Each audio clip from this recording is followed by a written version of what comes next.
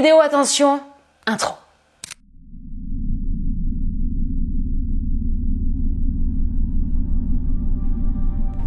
En 79 après Jésus-Christ, la ville italienne de Pompéi, près de Naples, fut engloutie par le volcan le plus dangereux au monde.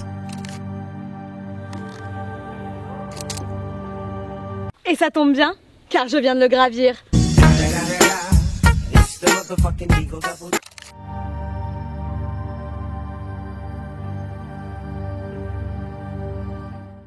Pour cette nouvelle vidéo, nous allons frissonner car nous allons parler d'un des volcans, que dis-je? Peut-être bien le volcan le plus dangereux au monde.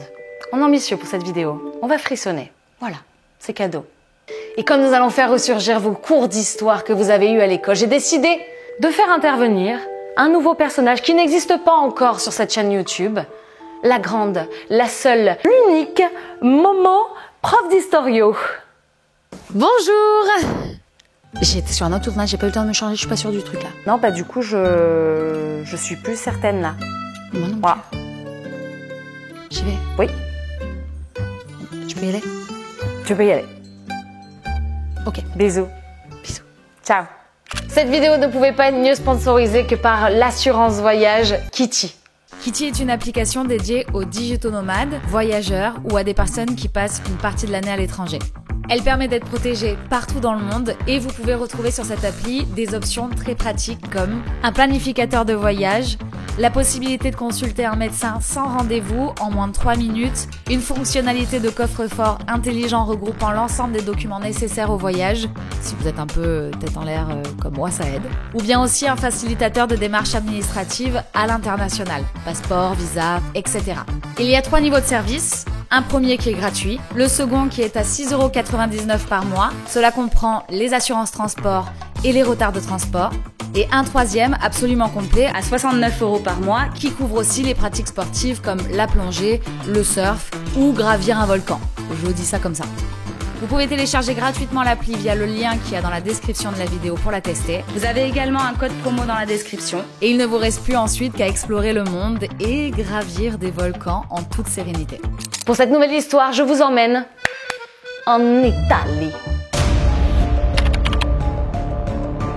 Faut savoir que l'Italie, c'est un petit pays avec une grande présence géologique et on y trouve 3 volcans toujours actifs, l'Etna, le Stromboli et le Vésuve. Le Stromboli d'ailleurs, si t'as pas vu ma dernière vidéo, je te la mets juste là pour que tu puisses la voir. Ces 3 volcans sont constamment surveillés par le gouvernement italien pour assurer la sécurité de la population. Vous allez mieux comprendre pourquoi dans la suite de la vidéo. Et pour vous expliquer un petit peu ces 3 volcans, l'Etna est le plus grand volcan actif d'Europe et il se trouve sur la côte est de la Sicile. Le Stromboli est situé au large de la côte nord de la Sicile et il est connu pour ses fréquentes éruptions. Et le Vésuve, c'est le plus célèbre des 3, car il a détruit, entre autres, l'ancienne ville romaine de Pompéi en 79 après Jésus-Christ. Et bienvenue à Pompéi les amis. Et autant vous dire qu'avec le monde qu'il y a autour de moi, il faut vraiment être habitué à faire des faces caméra et en avoir plus rien à faire du regard des autres car je suis entourée de monde. Donc autant y aller. Ciao, ciao, ciao. Et voilà. Faut savoir que Pompéi, c'est le 2e endroit le plus touristique d'Italie après Rome. Il y a à peu près 4 millions de touristes par an, c'est énorme. Et là, on est en basse saison, on est au mois de mars. Et c'est déjà recouvert de monde. Donc, si je peux vous donner déjà un petit conseil, c'est soit d'y aller très tôt le matin ou soit d'y aller hors saison. Ici, nous sommes à Pompéi. Et ce que vous voyez au fond là-bas, c'est le fameux Vésuve, le volcan. Je sais pas si vous allez vous en rendre compte dans la vidéo, mais on a quand même une petite échelle de grandeur maintenant avec les gens et Pompéi. Là, on le voit pas en entier le volcan, mais il est immense quoi. Alors c'est vrai que moi l'image que j'ai, et je pense que beaucoup de gens ont cette image-là, quand on pense à Pompéi, on imagine une image très apocalyptique de quand le Vésuve est rentré en éruption. Mais il faut savoir que ce n'est pas la lave qui a enseveli la ville. L'éruption a surtout provoqué une avalanche de gaz brûlant et de cendres. C'est d'ailleurs la raison pour laquelle Pompéi a si bien été préservée. La ville était enfouie sous des mètres de cendres Et ce n'est que 1400 ans après la catastrophe qu'on a redécouvert par hasard Pompéi. En gros, la ville est mieux préservée à l'heure d'aujourd'hui que si la catastrophe ne s'était pas produite. Avec le fait que c'est soit resté recouvert par les cendres, ce qui est impressionnant aussi, c'est que quand vous faites la visite, il y a quand même énormément de choses qui sont restées intactes. Vraiment, tout est resté intact. Petit four là-bas. Ce qui est très connu aussi à Pompéi, c'est les corps momifiés. C'est quelque chose que je ne montrerai pas forcément parce que ça me met pas forcément à l'aise. En même temps, il y a des choses vraiment plus beaux à voir ici. Qu'est-ce que je viens de vous dire juste avant? C'est vraiment incroyablement beau.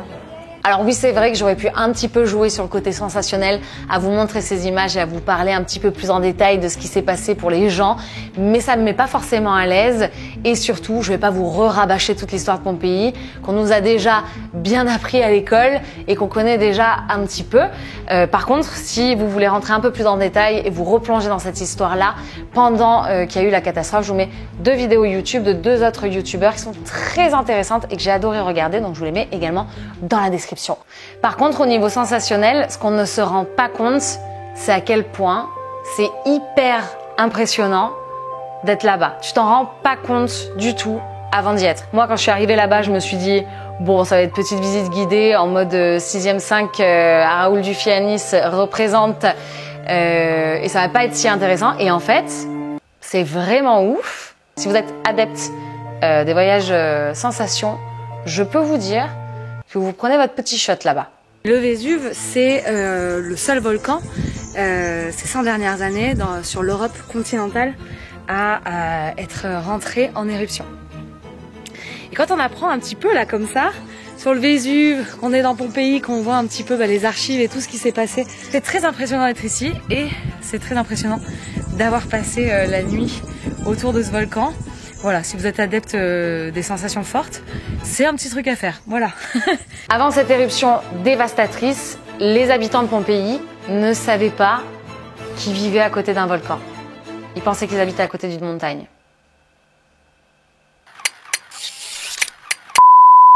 Ils avaient encore une excuse parce que le volcan n'était pas rentré en éruption depuis environ 1800 ans, mais par contre, ces derniers temps, pour vous donner une comparaison, il a été actif 6 fois au XVIIIe siècle, 8 fois au XIXe siècle, 3 fois au XXe siècle.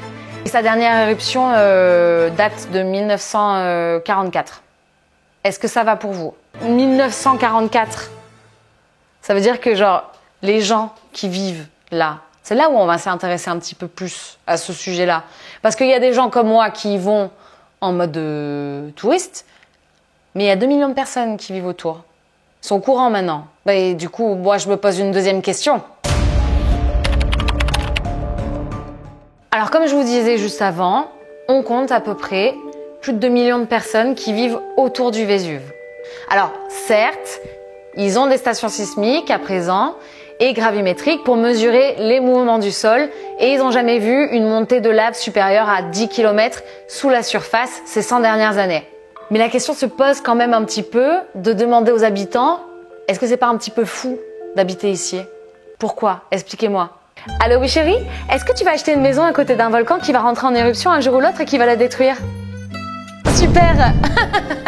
Je t'aime. Io mi chiamo Angelo. Oh, il Vesuvio dorme perché è collegato sottoterra con l'Etna, fino a quando l'Etna c'è in eruzione il Vesuvio è tranquillo, perché poi ci sono i sismologi che hanno sempre tutto sotto controllo, loro stanno sopra là e sentono ogni giorno se ci sono terremoti, se c'è qualche cosa. Io vivo alle falde del Vesuvio, in periferia di Pompei, in campagna, ma non c'è problema per il Vesuvio perché casomai ci sono le forze dell'ordine che hanno fatto già il piano di evacuazione, se succede qualcosa già ci sono le strade per fare l'evacuazione verso Salerno, verso Avellino e non ci sono problemi.